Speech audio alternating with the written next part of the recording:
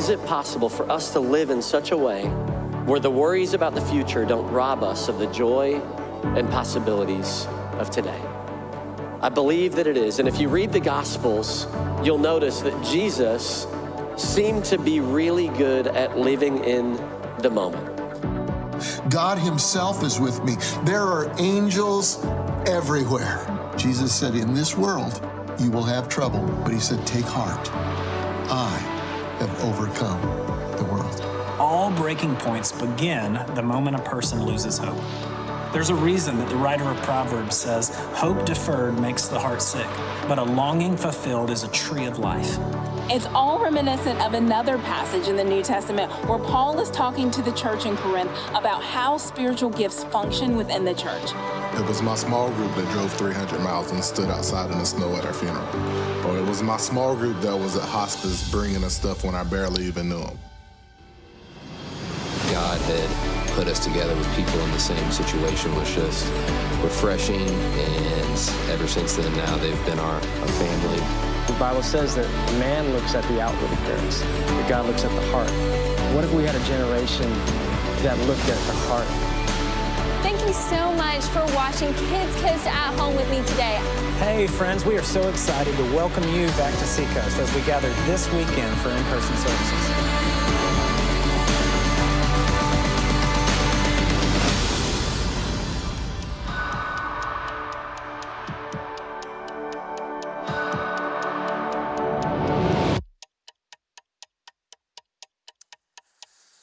All right, well, let's give God a hand for what he's done this year. Kind of sustained us through a great year. As I was watching that video, I was thinking, who would have thought, that we would be doing ministry in some of the ways that we've done ministry this year? But I'm convinced of one thing for sure, that the gates of hell, including COVID-19, will not prevail against the church. He's been so good to us throughout this entire year. So yeah, we are so grateful that you are with us this weekend. My name is Josh Surratt, and I serve as a lead pastor here at Seacoast. And I do want to welcome all of our campuses. We are so honored to have all of you with us, Somerville, Greenville, Asheville, Johns Island, wherever you happen to be. We are so thankful that you're part of our church family, including those of you who are joining us online. Obviously this year, our church attendance online has just skyrocketed. And I just want you to know that we love you. We're grateful to have you as a part of our community. In fact, I want you to put in the chat right now where you're watching from, if you're watching online, so we can connect with you and just kind of see a picture of the church gathered from all over the world. I'm really, really looking forward to this weekend's services together. We have Christmas coming up here pretty soon, and so I want to encourage you guys. I can't wait for our Christmas services. In fact, our founding pastor, Greg Surratt's gonna be speaking at those services. He was telling me a story that we were all crying back in the back room a couple days ago, just thinking about some of what God's gonna do. It's gonna be a great service. It's gonna be meaningful. Again, we all need Christmas this year. We're still having Christmas. And so we're gonna do a candlelight services at all of our locations. We're gonna have opportunities for you to join us online as well. And so if you are joining online, get you a candle, make sure you're prepared with some communion, ready to go to worship with us, but we need you to register for it. We would love to be able to do these services as safely as we can. And so if you go to the website, seacoast.org/Christmas, you can select your campus, and then you can select the service time that you're gonna come and invite some people, get some seats for them. And it's gonna be a great, great time that we're gonna have together. And then I'm just gonna go ahead and tell you now, it's a month away, but on January 11th, we're gonna be kicking off our 21 days of prayer and fasting as we jump into the new year. I'm really, really excited about the new year. I feel like God's already given us a word for the new year, and we're gonna begin a season of prayer and fasting on January the 11th. So those of you that are planners, you can get that knocked off your list and know that that is coming. But we are so excited. This weekend is, if you've been at Seacoast very long, once a year, we do Legacy Weekend. And this is the weekend we do our Legacy offering. And here's what I know. I know there are some of you, maybe you're at a campus, maybe you're here. This was the weekend that you finally had that friend that you've been telling about Seacoast and you wanted them to come. They finally showed up this weekend and you're like, please don't tell me you're gonna talk about money. I just wanna set your mind at ease. We're not talking about money this weekend. In fact, we're talking about legacy. Some of the application of this will be that some people will give. A lot of us are gonna give generously, and that's gonna be awesome. I said it last week. If you're here at Seacoast, you are sitting among some of the most generous people on the planet. And so this isn't gonna be a pressure weekend, any of that. It's gonna be a phenomenal weekend. And we're gonna talk about legacy. Legacy. Have you ever thought about the definition of legacy? I want to give us a working definition for legacy this weekend. It's what will people remember about you when you aren't here anymore? Legacy. Legacy. What will people remember about you when you're not here anymore? I did a quick Google search this week just to make sure. It's been a different kind of a year. I want to make sure stats haven't changed at all. And we continue here in the low country, Midlands, upstate, North Carolina, the mortality rate continues to hover right at about 100%. Did you guys know that? 100% right now. Now, Jesus may come back, that'd be awesome. But at the end of the day, we're all ultimately going to not be here in these earthly bodies anymore. And so it's good for us to consider the question, what am I gonna be remembered for? What's my life gonna be about? You know, there's a phenomenal verse in Psalms 112, verse 6. Look what it says. Surely the righteous will never be shaken. They will be remembered forever. See, it's biblical to want to think about our legacy. In Ecclesiastes, the Bible says that God has planted eternity in our hearts, that none of us want to go. We were designed to live forever, and ultimately we will, either with God or not with God.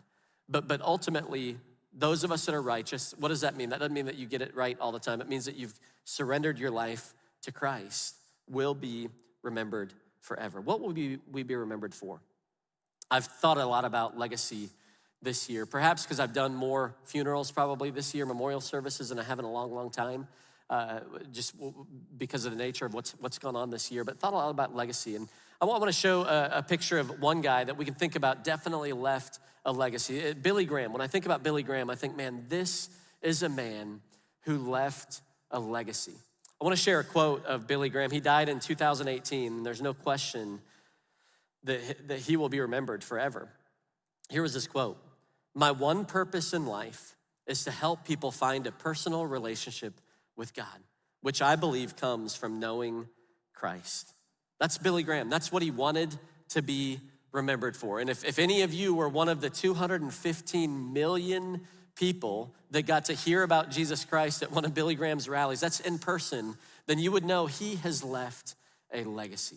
And it's hard to bring up Billy Graham because who can compare to Billy Graham, right? We're all like, okay, that's great. But what about me?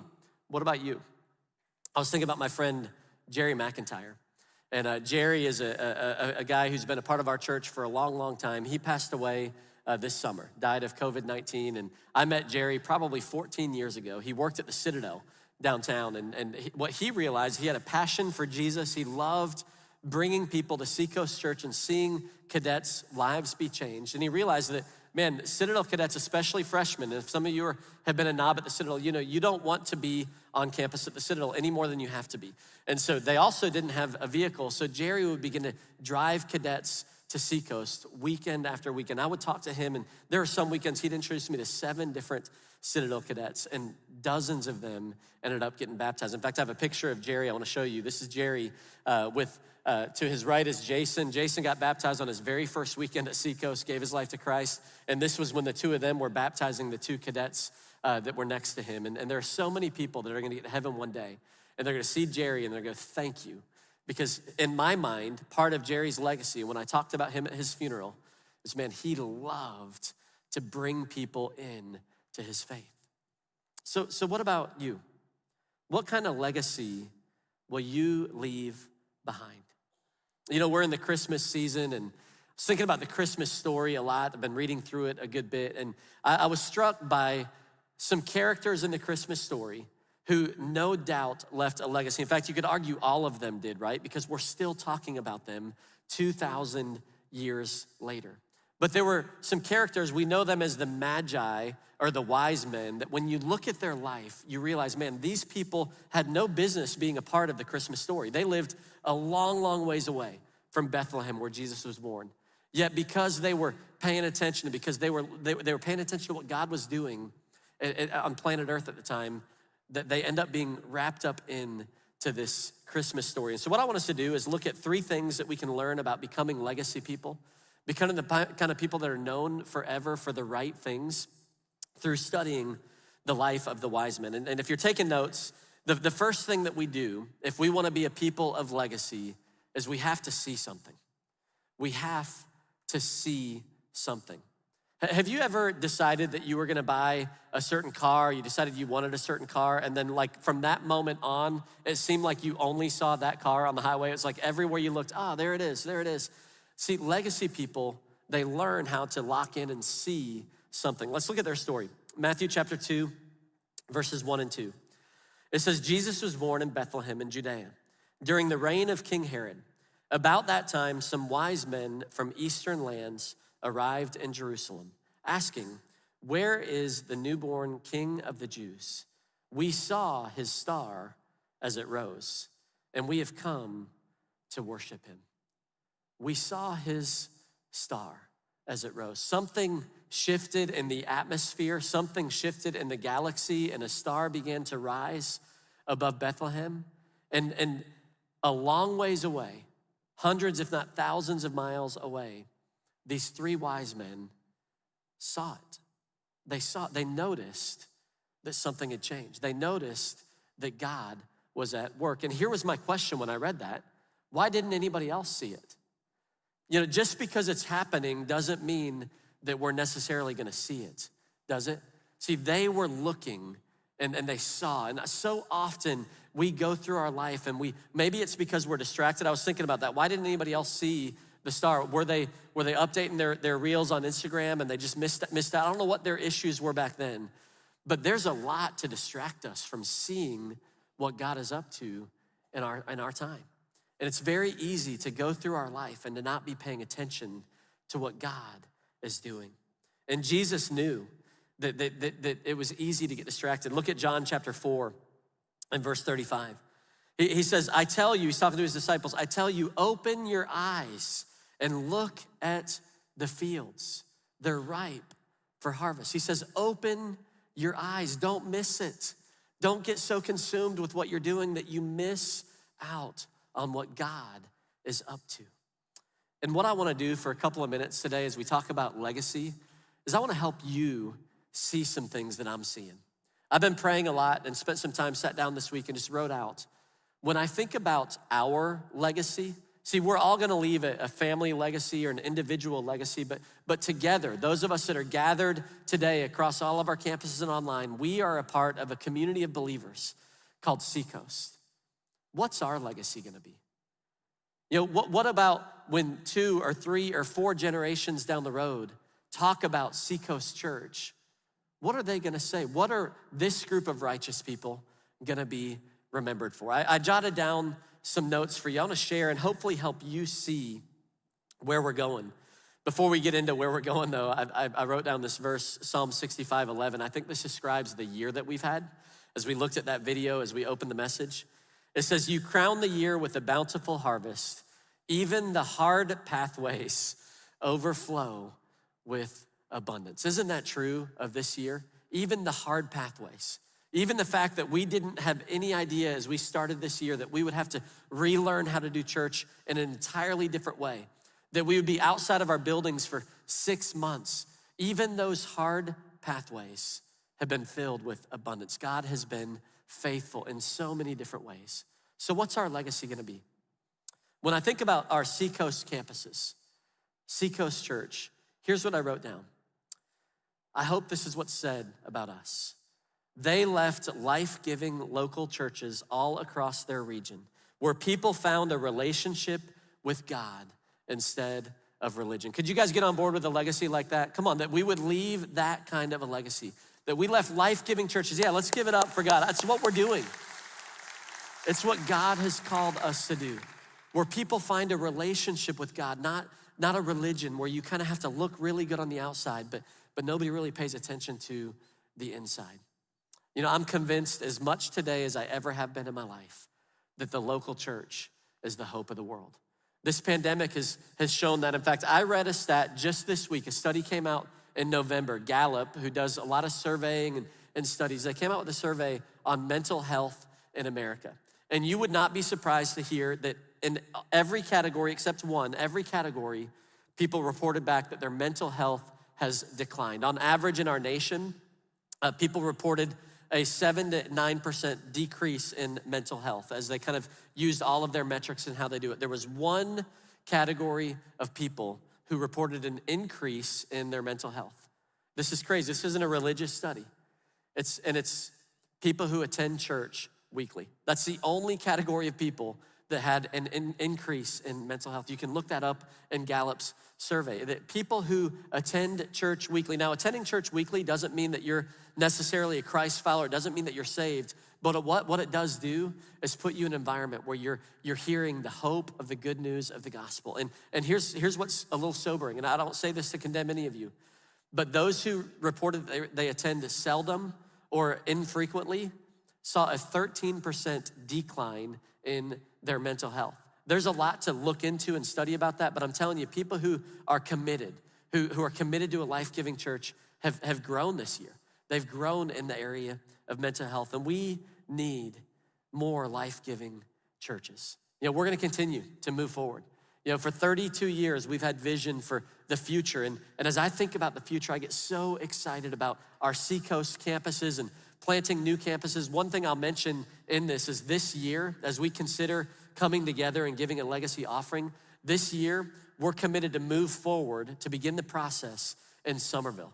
And I'm telling you, I know a lot of you are gathered from all over the place and all over the world. Why should you care about Somerville? Somerville is one of the most fastest growing communities in all of the country, really, but certainly in our state. People are moving to Somerville in droves. And we've been out of space pre-pandemic. We're growing back. We do 4 services right now at our Somerville campus, and we're committed. We're gonna find new space in Somerville. We've been looking at land, and our plan is to buy land this year in Somerville and begin to build a project where I just want the people that move to Somerville, I want them to have a life-giving church where they can come into a relationship with God and not just experience religion. And so we're gonna do that in Somerville. And I'm believing that this pandemic, maybe that's gonna create even better opportunities for us to do it. And so it's gonna cost us between $6 and $8 million. That's a big number, but it's worth investing in the Somerville area. One of the things that we're gonna do is we're gonna take up this legacy offering, and I'm believing some of you are gonna get excited about that.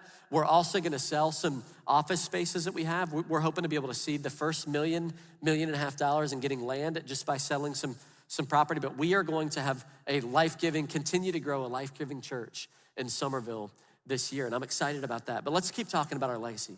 What's Seacoast gonna be known for? Our campuses, it's great. What about the next generation?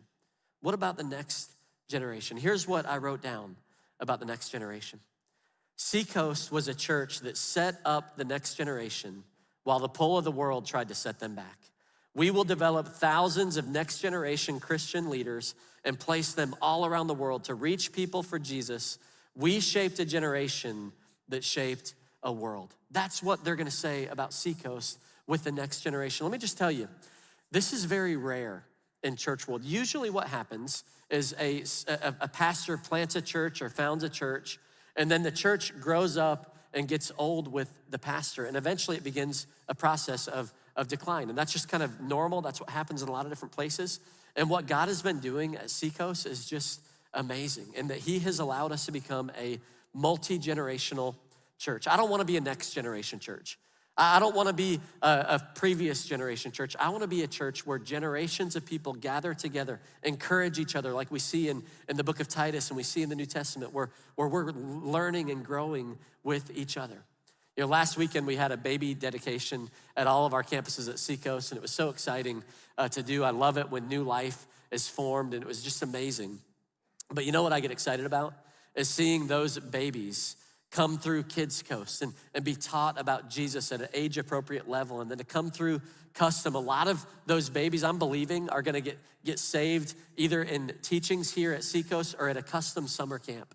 And one of the things that we're gonna do next year, I was talking to John Home, our student pastor this week, and we are going to scholarship 400 students next year at $400 a person. Our goal is to scholarship 400 students to Custom summer camp, because we know that when they get out of this environment, when they get away, that so many of them make decisions to follow Christ. And it's gonna be an incredible, incredible year. And then we don't stop it with our high school and middle school. We've got a college, Seacoast College, that I'm just love our college. This year we saw our highest attendance in the freshman class that we've ever seen in the history of our college. We're gonna continue to invest in that. We're gonna continue to do scholarships for that. It's about $10,000 to scholarship a student into our college. And I'm just believing that we're gonna be able to continue to scholarship dozens and dozens of students, because the world will tell you that when you graduate high school, your spiritual growth kind of takes a decline. That's typically what happens. But we believe that the story is gonna be different here at Seacoast because we're gonna invest in the next generation. What else? What about our legacy? Local missions. Think about our local missions legacy. Here's what they're gonna say about Seacoast. They served the people of their cities and poverty levels declined. Crime rates fell and the oppressed received hope. And those who were touched by their love opened their hearts to God.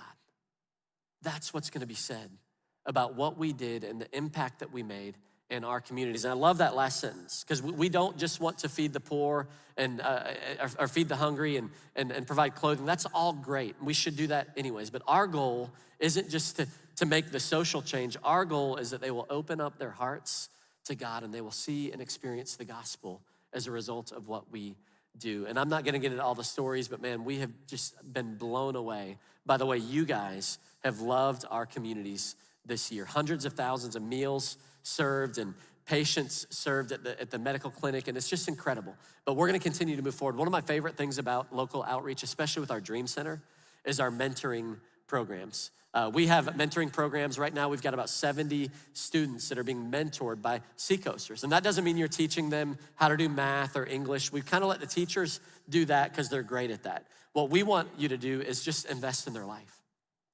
Invest your life into their life. And we've seen on average the graduation rates double for those students who are being mentored. And so we were talking this week, the last couple of weeks, and thought, why do we just do that at one of our campuses? In 2021, our goal is to launch a mentoring program at all of our campuses.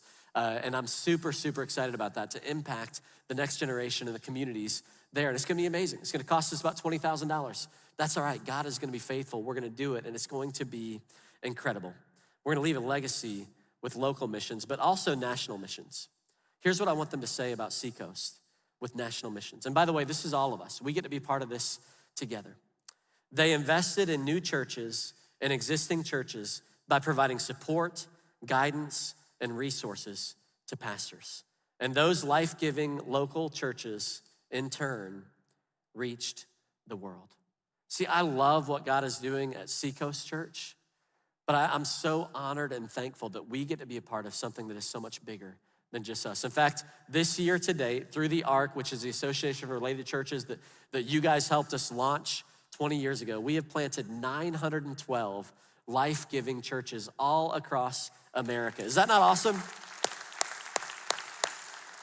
Listen to this. Those 912 life-giving churches gave $70 million to missions, global missions, just this year. And you're all a part of that. We are all a part of that. And we're gonna continue to move forward on that. It's been a different year, for church planting with COVID, but we're gonna continue to move forward. I'm believing that next year we're gonna pass that 1,000 threshold. Can you cash that check, Dad? He's nodding to me today, but we're gonna plant over 1,000 churches. But here's where I get passionate about, and I think where Seacoast is gonna have a very significant imprint in this world of church planting. And I love that we launch them and we train them on how to start a church. But what we really feel passionate about right now is to care for the souls of those pastors. Our founding pastor, my dad, you guys know his story, but part of what his purpose in his life is moving forward is to come beside those pastors, small churches, medium churches, big church, it doesn't matter, and to help them finish the race strong in the same way that he is finishing the race strong. And he's been such a champion for pastors. A lot of times in the church world, when somebody struggles, we tend to shoot our wounded. I love that the legacy at Seacoast will not be that we shot our wounded. It'll be that we came beside pastors that were hurting and struggling, and we helped them move into the future. And of course, I think about Pastor Darren Patrick when I talk about that. That was his passion.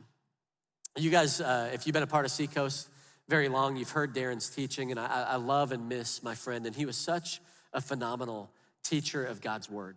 But I'll tell you when I saw Darren shine more than any other environment, it was when he would get around these pastors and he would tell his story of a time when he lost his church. But when Pastor Greg and Seacoast came beside him and helped him get back on his feet. And I know that part of Darren's legacy is gonna be what Seacoast does to make sure that what happened with Darren and the end of his life doesn't happen to any other leader. And so we're gonna invest in it.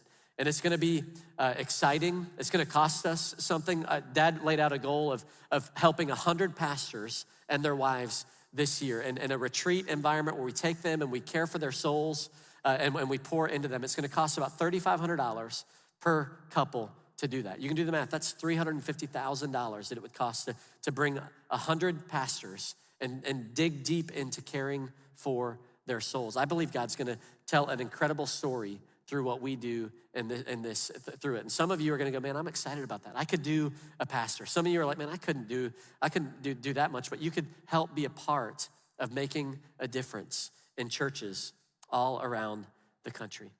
And then global missions. That's the last category of our legacy. Here's what I hope they say about us, that they focused on global strategic missions and were part of the generation that saw more people come to Christ than any generation before them. Did you know that that's actually true?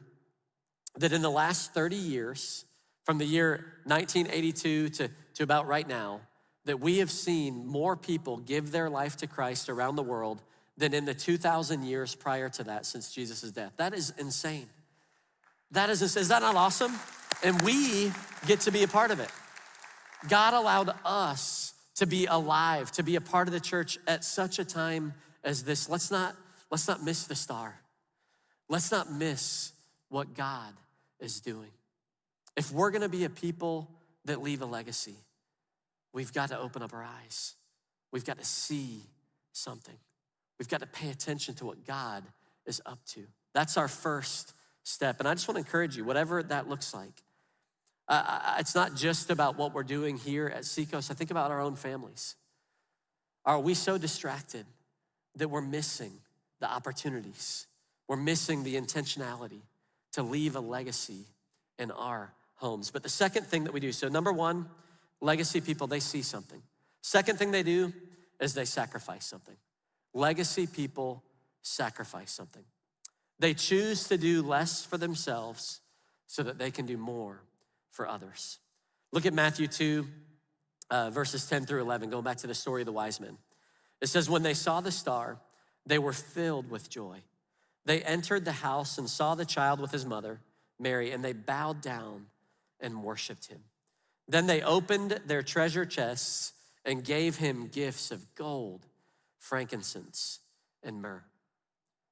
When you think about the story of the wise men, most theologians estimate that it took them about anywhere from 2 to 3 years to get to Herod, to get there. So from the time they saw the star, 2 to 3 years. Can you imagine what that meant for their lives? What they sacrificed, putting their lives on hold for that long just to go explore and see what God was up to. They sacrificed their time, and many of you do that on a weekly basis as a part of our dream team. And I'm convinced that there's no legacy worth leaving that doesn't require some sort of sacrifice. But then they came and they brought this gold and this frankincense and this myrrh. And we don't know what that was proportionally to what they had and what kind of sacrifice it was to them, but they came and they sacrificed. And in doing so, it is so, I don't know if they had any clue that they would be a part of basically funding the first few years of Jesus' life when his parents would have to flee to Egypt. And in some ways, they protected God. I don't know that any of us could say that we protected God, but in some ways, they provided the environment to protect them from Herod, who would go on to try to kill them. And they sacrificed a little bit of their own life, a lot of their own life, really, in order to see the gospel advanced. What are you gonna sacrifice? What are your kids gonna know and say about you when you're gone? Man, my mom, my dad, they sacrificed something from themselves so that others could experience more. I had a chance to listen to Billy Graham's daughter, Ann Graham Lotz. She spoke at a Charleston prayer breakfast that we had just a couple of weeks ago, and she was phenomenal. She was talking about her dad some, and she made the comment, she said, some people will come to me and say, hey, what was it like being Billy Graham's daughter? What was it like being a child of Billy Graham? And she said, you know what? It was amazing. Billy Graham was a phenomenal dad, but not in the way that you think he was. See, Billy, my dad, sacrificed so much for the gospel. That meant he wasn't at every game. He wasn't at every event. And he did his best to balance it all as well as he can. But our dad gave us a gift of understanding that some things in life are worth sacrificing for. He didn't sacrifice his family, but he sacrificed a lot of time and a lot of resources to see that one thing, that mission, to see people find a relationship with God through Jesus Christ. He knew that it cost something, that it would take a sacrifice. I wonder what our families will say. I think about that a lot. What will my kids say that dad sacrificed for the gospel? See, if we're gonna leave a legacy, we gotta see something, we gotta sacrifice something. And my last thought here is that we have to start something. We have to start something. See, legacy people, they don't get stuck in the paralysis of analysis, right? Of, I'm not sure what to do. I think about those wise men. Can you imagine the thought process that they would have as they saw this star and realized the kind of journey that it was gonna take? But you know how that journey started? With one step. Just one step. They just started something. And I just wanna encourage you, if you're here today, wherever you are, legacy people, they live their lives with a sense of urgency. They live their lives almost as if what will be remembered about us is what happens, what we do today. What if this day was the day that you would be remembered for forever? What would your legacy be? See, legacy people see something, they sacrifice something, they start something. And I just wanna encourage you, I hope that as we've kind of talked a little bit about what we're seeing, and I could talk for a long time about what I'm seeing for the future of this church. For 32 years, we have continued to believe, God, that the best is yet to come. And COVID-19 ain't gonna stop that. Crazy circumstances aren't gonna stop that. I get excited about the innovation and the ways that we're gonna reach people in ways that we never thought possible. But I wanna encourage you and invite you to see something with us, to sacrifice something and to start somewhere. See, there are some of you that are here today and maybe you've never been a part of something like this. You've never been a part of sacrificing a little bit of what you have to see other people be reached for Jesus. And today I would just encourage you, start somewhere. Start somewhere. I don't know what that means for you. I promise you this, I will never ask you or tell you what to give at Seacoast. All I would do is ask you to pray and ask God, God, what should I do? What would my part be on this legacy weekend? Maybe there are some of us that are here today and maybe we are giving or we're regular givers, but God would cause you to do something sacrificial today.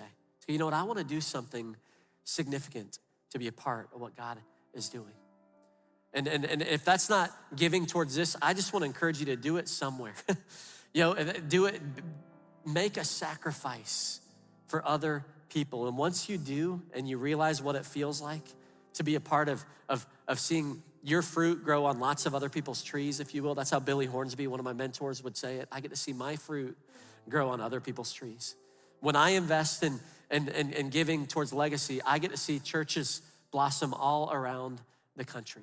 And some of you may give sacrificially. Some of you may just decide, you know what I'm gonna do today? I'm gonna start giving consistently. And that's phenomenal. Here's what I know.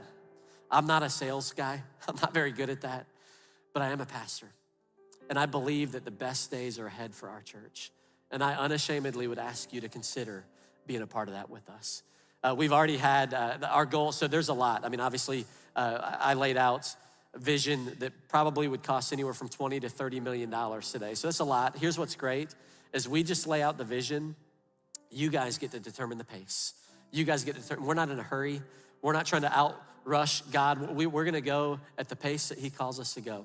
But already this weekend, we had set a goal we'd love to see this month us bringing about $2 million towards legacy for what we see God doing next year. And what's awesome, I just got a report right before church that even before we gathered for our first service, we've had almost $200,000 in seed giving given. People that just said, hey, I wanna be a part, I'm gonna go first, I wanna give first. And so God is up to something and we get to be a part of it. So I'm gonna pray for us, and then many of us came prepared, we're gonna give. Others of us may take some time to pray about it, and we're gonna respond to God together. So God, we thank you. God, I am so thankful and grateful that you have called and allowed us to be a part of your church during this time in history. And God, I pray, Lord, that for all of us, we're all gonna be in a box one day. People are gonna be talking about our life and our legacy. And God, I pray, Lord, that like you said in Psalms 112, Lord, that you would consider us righteous and that we would be remembered for being a part of your kingdom advancing, your kingdom coming, and your will being done in our city, in our place, in our country, in our world, as it is in heaven. And so we just commit this time to you, this response time to you. We commit this offering to you. And God, we just pray, Lord, that you would multiply every cent that is given this weekend, that we would see you do immeasurably more than we could ask or imagine. Lord, help us to be the kind of people that leave a legacy. We ask it in Jesus' name, amen.